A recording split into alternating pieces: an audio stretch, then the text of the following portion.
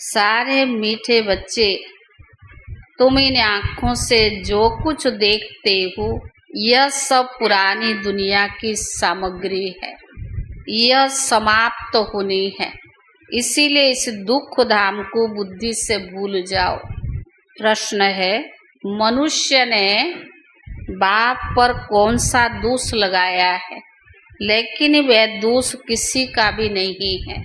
इतना बड़ा जो विनाश होता है मनुष्य समझते हैं भगवान ही कराता है, दुख भी वही देता है तो सुख भी वही देता है।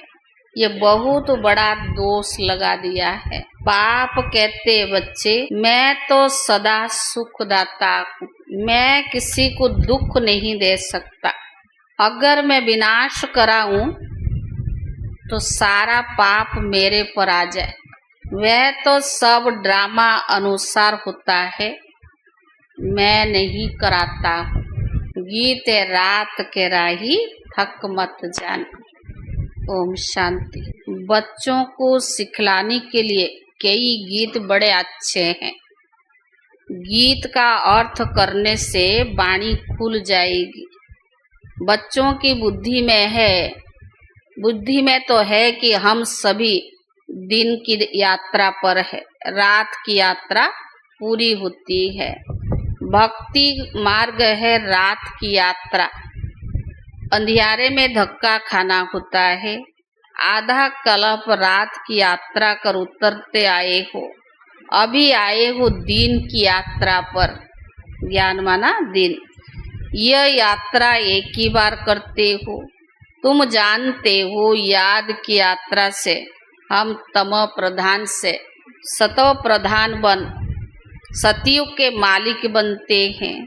सतो प्रधान बनने के लिए सतो प्रधान बनने से सतयुग के मालिक और तम प्रधान बनने से कलयुग के मालिक बनते हो। उनको कहा जाता है स्वर्ग और इनको कहा जाता है नरक। अब तुम बच्चे बाप को याद करते हो क्योंकि बाप से सुख मिलता है। जो और कुछ बोल नहीं सकते, सिर्फ याद रखे कि शांति धाम हम आत्माओं का घर है। सुख धाम स्वर्ग की बादशाही और अभी है दुख धाम रावण राज्य। अब बाबा कहते इस दुख धाम को भूल जाओ। भले यहाँ रहते हो बुद्धि, परंतु बुद्धि में दुख धाम रावण राज्य है। अब बाबा कहते दुख धाम को भूल जाओ। भले यहाँ रहते हो परंतु बुद्धि में रहे कि इन आँखों से जो कुछ देखते हैं ये सब रावण राज्य है। इन शरीर को देखते हैं, ये भी तो सारी पुरानी दुनिया की सामग्री है ना। ये सारी सामग्री यज्ञ में स्वाहा होनी है। वह पतित ब्राह्मण लोग यज्ञ रचते हैं, उनमें जौ तिल सामग्री आदि स्वाहा करते हैं। यहाँ तो विनाश होना है। ऊंचते ऊंचा बाप, पीछे ब्रह्मा और विष्णु, शंकर का इतना कोई पाठ है नहीं। विनाश तो होना ही है ना। बाप तो विनाश उनसे कराते हैं जिस पर कोई पाप ना हो, पाप ना लगे। अगर कहे भगवान विनाश कराता है तो सारा उन पर दोष आ जाए। इसीलिए ये सब ड्रामा में नूंद है। ये बेहद का ड्रामा है जिसको कोई जानते नहीं। रचता और रचना को कोई भी नहीं जानते हैं। न जानने के कारण निधन के बन पड़े हैं। कोई धनी है नहीं। कोई के घर में बाप नहीं होता तो बच्चे क्या करते? कोई के घर में अगर बाप नहीं होता तो बच्चे आपस में लड़ते हैं। कहते तुम्हारा कोई धनी धुनी नहीं है क्या? अभी तो घर में बाप, अभी तो करोड़ों मनुष्य है, इनका कोई धनी धुना नहीं है। नेशन नेशन में लड़ते रहते हैं। एक ही घर में बच्चे बाप के साथ, पुरुष स्त्री के साथ लड़ते ही रहते हैं। दुख धाम है ये अशांति। ऐसे नहीं कहेंगे कि भगवान बाप कोई दुख रचते हैं। मनुष्य समझते दुख सुख सब बाप ही देते, परंतु बाप कभी किसको दुख दे ही नहीं सकते। उनको कहा ही जाता है सुखदाता, फिर वो दुख कैसे देंगे? शरीर तो विनाशी है। हम आत्माओं का रहने का स्थान तो, शरीर तो विनाशी है और आत्मा का रहने का स्थान कहाँ है? परम धाम है, जिसको शांति धाम भी कहा जाता है। ये अक्षर ठीक है, स्वर्ग को परम धाम नहीं कहेंगे। परम माना परे ते परा। स्वर्ग तो यहीं होता है, मूल वतन है परे ते परे, जहाँ हम आत्माएं रहती है। मूल वतन माना परम धाम, वो है परे ते परे, जहाँ आत्माएं रहती है। दुख सुख का पाठ तो यहीं बजाते हो। जो कहते फलाना स्वर्ग पधारा, बिल्कुल रॉन्ग है। स्वर्ग यहाँ तो है नहीं, अभी तो कलयुग है। इस समय तुम बच्चे संगम योगी हो, बाकी तो सब कलयुग में है। एक ही घर में बाप कलयुगी और बच्चा संगम योगी, स्त्री संगम योगी और पुरुष कलयुगी। कितना फर्क हो जाता है। स्त्री ज्ञान लेती तो पुरुष ज्ञान नहीं लेते, एक दो के साथ नहीं देते, एक दो को साथ नहीं देते, फिर घर में खिटखिट हो जाती है। स्त्री फूल बन जाती है और पुरुष कांटे को कांटे ही रह जाते हैं। हाँ, एक ही घर में बच्चा जानता है कि हम संगम योगी पुरुषोत्तम पवित्र देवता बन रही है, लेकिन बाप कहते शादी बर्बादी कर नरकवासी बन। अब रूहानी बाप कहते बच्चे तुम पवित्र बनो। अभी की पवित्रता 21 जन्म चलेगी। यह रावण राज्य खलास हो जाना है, जिसमें दुश्मनी होती है तो उनका अब्जी जलाते हैं ना। जैसे रावण को जलाते हैं तो दुश्मन से कितनी घृणा होनी चाहिए, परंतु यह किसको मालूम नहीं कि रावण कौन है। तो बाबा ने कहा बहुत ही खर्चा करते हैं। मनुष्य को जलाने के लिए इतना खर्चा नहीं करते। स्वर्ग में तो ऐसी कोई बातें होती नहीं, वहां तो बिजली में रखा और खत्म। यहाँ तो जलाना पड़ता है ना, तो बाबा ने कहा वहाँ बिजली में रखा और खत्म। वहां का ख्याल नहीं रहता कि उनकी मिट्टी काम में आए। बाबा ने कहा वहां की रस्म रिवाज ऐसी है जो कोई भी प्रकार की तकलीफ, कोई भी प्रकार की थकावट की बातें नहीं रहती है, इतना सुख रहता है। तो अब बाबा समझाते बच्चे मामे कम याद करने का पुरुषार्थ करो। ये याद करने की युद्ध है।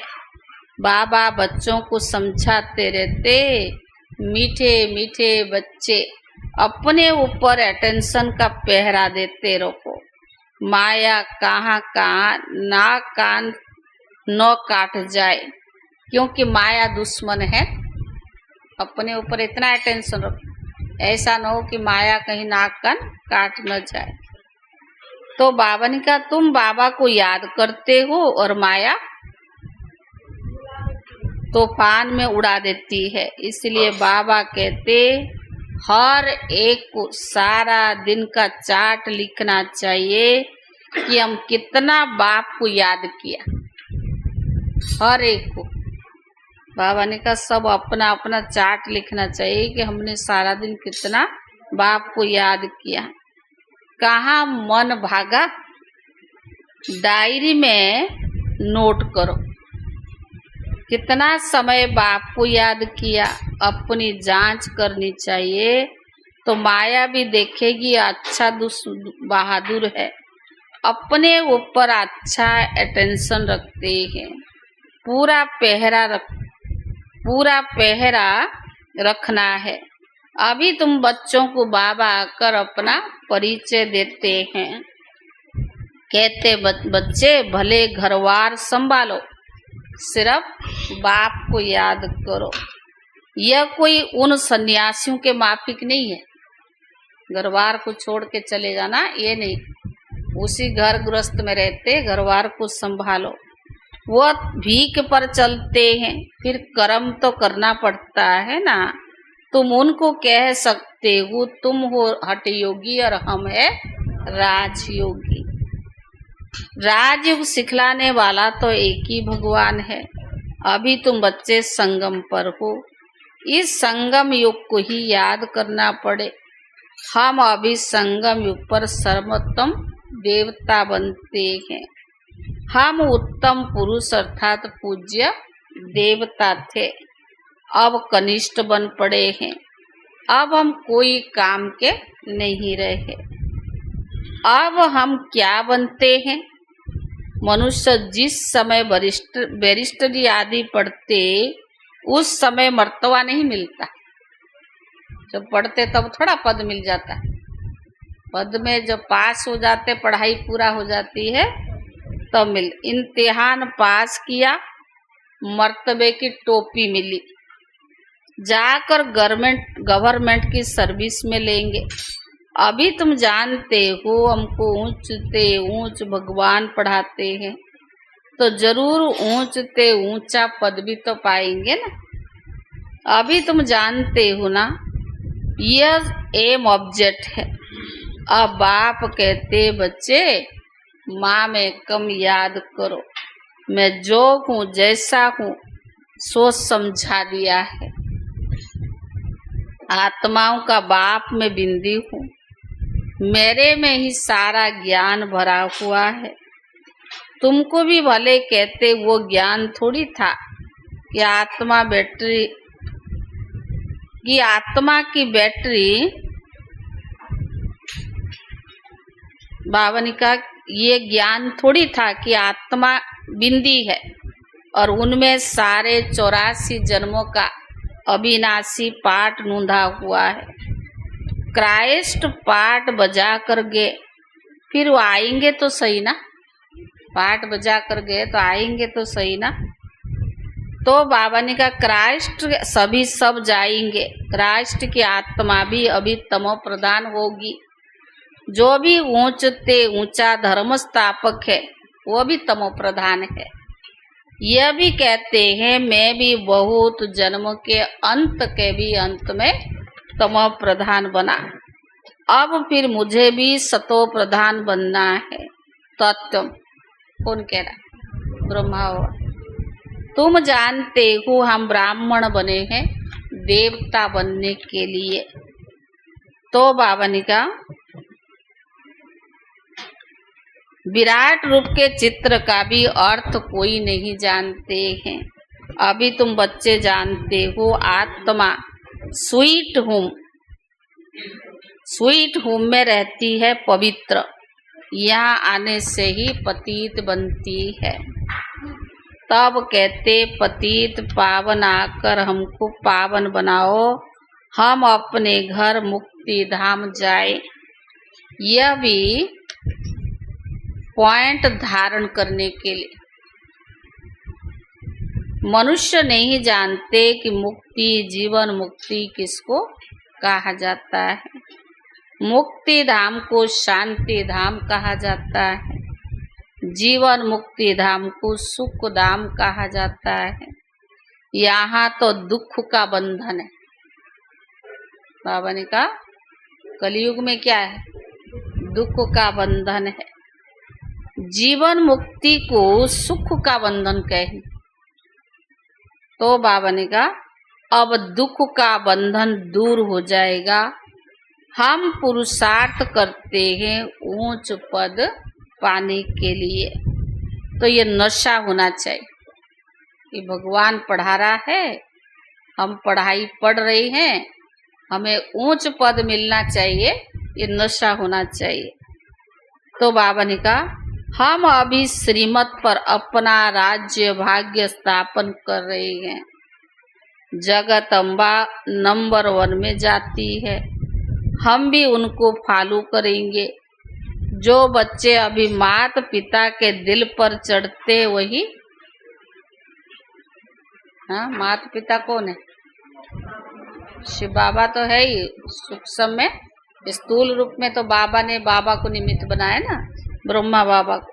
तो बाबा ने कहा जो माता पिता के दिल पर चढ़ते वही भविष्य के तख्त नशीन बनेंगे। बाबा ने कहा दिल पर चढ़ते जो दिन रात सर्विस में बिजी रहते, कौन बाबा के दिल पर जो सर्विस पर सारा दिन बिजी रहते हैं। सबको पैगाम देना है कि अब बाप को याद करो, पैसा कौड़ी कुछ भी लेते नहीं। वह समझते ये राखी बांधने आती है, इन्हें कुछ देना पड़ेगा। कहाँ भी चले जाओ ऑफिस में तो लोग क्या कहते क्यों आई है, तो राखी बांधे तो कुछ देना पड़ेगा।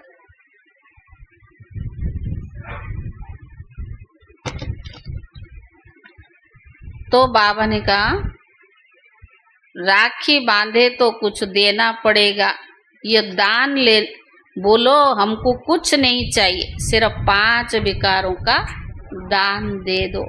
ये दान लेने के लिए हम आए हैं, इसीलिए आपको पवित्रता की राखी बांधते हैं। बाप को याद करो, पवित्र बनो, तब देवता बनेंगे। बाकी हम पैसा आदि कुछ भी नहीं लेते हैं, हम वो ब्राह्मण नहीं है। लौकिक में जो दुनिया के ब्राह्मण होते वो तो लेते हैं ना, बाबा ने कहा आपको हम वो ब्राह्मण नहीं है। तो बाबा ने कहा बाप को याद करो, पवित्र बनो। हम ब्राह्मण नहीं है, सिर्फ हम वो ब्राह्मण नहीं है, हम 5 विकारों का दान दे दो तो ग्रहण छूटे। अभी कोई कला नहीं रही, सब ग्रहण लगा हुआ है। तुम ब्राह्मण हो ना, जहाँ भी जाओ बोलो दे दान तो छूटे ग्रहण। पवित्र बनो, विकार में कभी नहीं जाना। बाप को याद करेंगे तो विक्रम विनाश होंगे और तुम फूल बन जाएंगे। तुम ही फूल थे, फिर तुम ही कांटे बने हो। 84 जन्म लेते लेते गिरते आए हो, अब वापस हमें घर जाना है। बाबा ने डायरेक्शन दिया है, इन द्वारा वह ऊंचते ऊंचा भगवान है। भगवान किसके निराकार है, तो किसी के माध्यम से तो देगा ना। तो कौन है माध्यम? ब्रह्मा बाबा। उनको शरीर नहीं है। अच्छा, ब्रह्मा विष्णु शंकर को शरीर है? पूछ रहा बाबा। तुम कहेंगे हाँ सूक्ष्म शरीर है, परंतु मनुष्य की सृष्टि तो नहीं है। खेल तो सारा यहाँ है। ये तो संगम युग पर बाबा की कारीगरी है। वो बाबा कहते हैं जादूगर है। सब चीजें इमर्ज करके बाबा संगम युग पर सूक्ष्म वतन में दिखा देता है। सूक्ष्म वतन में ना कलयुग में होता है, ना सतयुग में होता, ना त्रेता में होता, ना द्वापर में होती। ये तो संगम युग पर, यही तो बाबा का जादूगरी है ना। तो बाबा ने कहा तुम कहेंगे हाँ सूक्ष्म शरीर है, परंतु मनुष्य सृष्टि तो है नहीं। खेल तो सारा यहाँ का है। सूक्ष्म वतन में नाटक कैसे चलेगा, वैसे मूल वतन में भी सूर्य चांद्र नहीं तो नाटक काई को होगा। ये बहुत बड़ा मांडवा है। पुनर्जन्म तो यहाँ होता है, ना परम धाम में लेते ना सूक्ष्म वतन में। तो बाबा ने कहा ये जो बड़ा मांडवा है ये तो स्थूल वतन में है। अभी हम जो देवी देवता थे फिर कैसे वाम मार्ग में आते हैं। वाम मार्ग विकारी मार्ग को कहा जाता है। आधा कल्प हम पवित्र थे, हमारा ही हार और जीत का खेल बना हुआ है। हम ही पवित्र थे और हारे तो आधा कल्प के लिए क्या बन गए। भारत अविनाशी खंड है, उसका कभी विनाश नहीं होता है। आदि सनातन देवी देवता धर्म था तो और कोई धर्म नहीं था। जब सतयुग में हम थे, आदि सनातन देवी देवता धर्म था तो और कोई धर्म नहीं था। तुम्हारी इन बातों को मानेंगे वो जिन्होंने कल्प पहले माना होगा। 5000 वर्ष से पुरानी चीज कोई होती नहीं। मनुष्य फिर तुम, बाबा ने कहा सतयुग में फिर तुम पहले जाकर अपने महल बनाएंगे। ऐसे नहीं कि सोने की द्वारिका कोई समुद्र के नीचे है, वह निकल आएगी।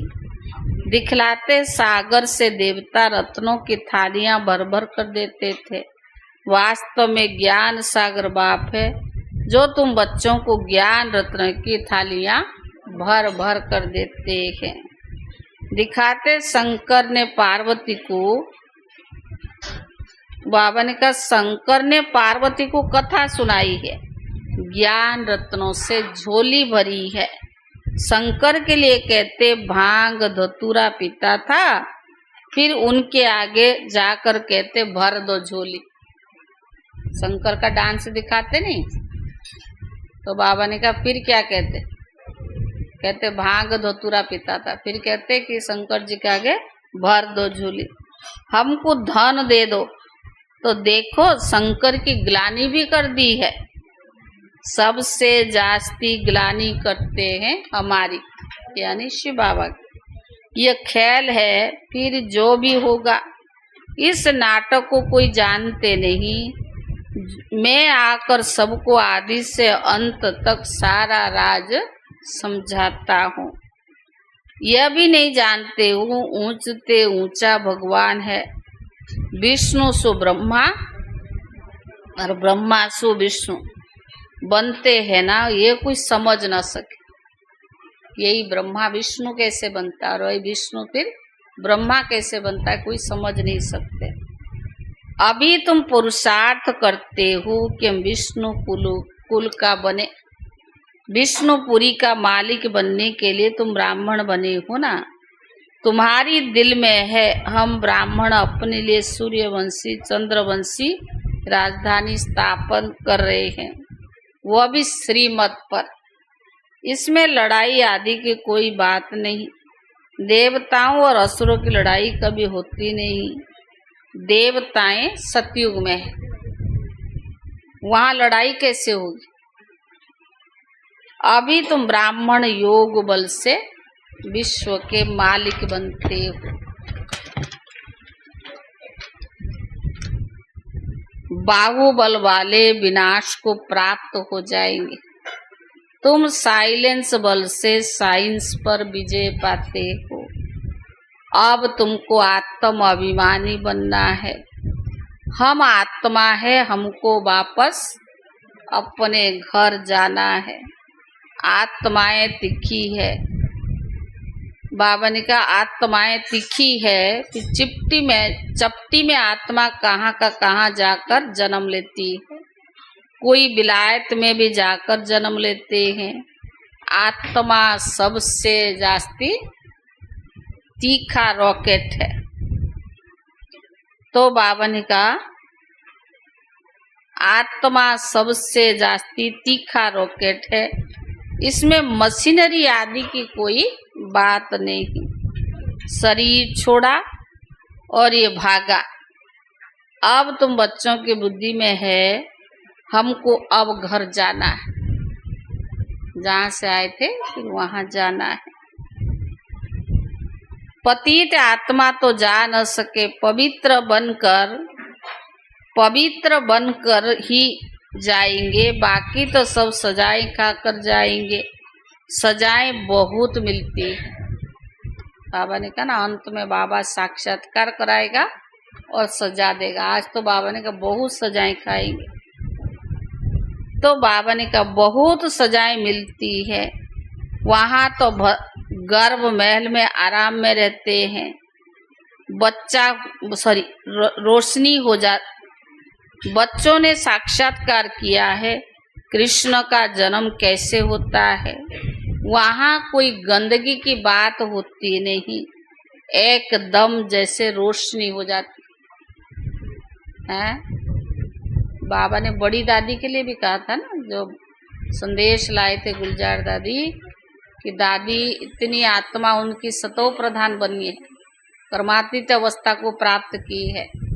और दादी का पाठ आगे भी था ना कि बाबा ने कहा वो जाकर जहाँ भी जन्म लेगी, उनका भी बताया था, वो कितने वर्षों से पूजा कर रहे, उनको बच्चा नहीं था, बूंद पानी भी पीते भगवान को अर्पित करके पीते हैं।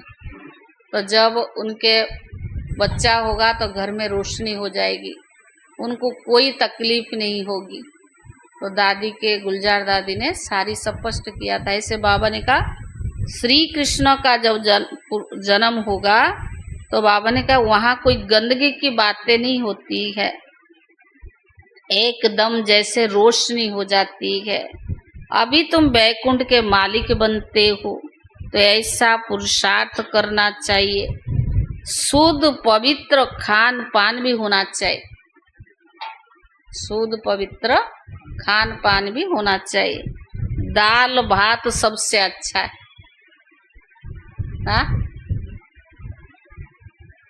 ऋषिकेश में सन्यासी एक खिड़की से लेकर चले जाते। हाँ, कैसे कोई कैसे होते, सब सन्यासी भी एक जैसे नहीं होता ना, कोई कैसे कोई कैसे। अच्छा, मीठे मीठे सिकीले दे बच्चों प्रति माता पिता बाप दादा का याद प्यार और गुड मॉर्निंग। रूहानी बाप की रूहानी बच्चों को नमस्ते, और रूहानी बच्चों की तरफ से रूहानी बाप दादा को याद प्यार और नमस्ते नमस्ते। शुक्रिया बाबा, शुक्रिया। धारणा के लिए मुख्य सार, पहला, अपने ऊपर अटेंशन का पूरा पूरा पहरा देना है।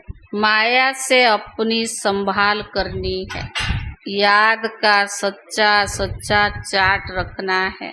दूसरा, माता पिता को फॉलो कर दिल तख्त नशीन बनना है।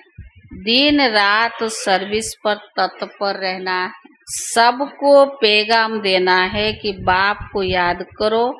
विकारों का 5 विकारों का दान दे दो तो ग्रहण छूटे।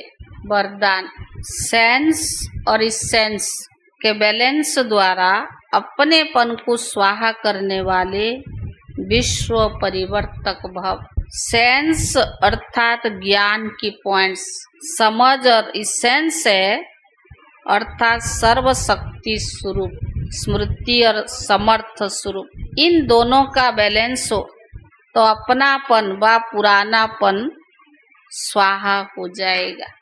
हर सेकंड, हर संकल्प, हर बोल और हर कर्म में विश्व परिवर्तन की सेवा प्रति स्वाहा होने से विश्व परिवर्तक स्वतः ही बन जाएंगे।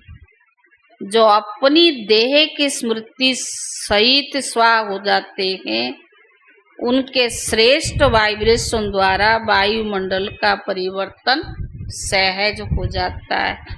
स्लोगन, प्राप्तियों को याद करो तो दुख व परेशानी की बातें भूल जाएगी।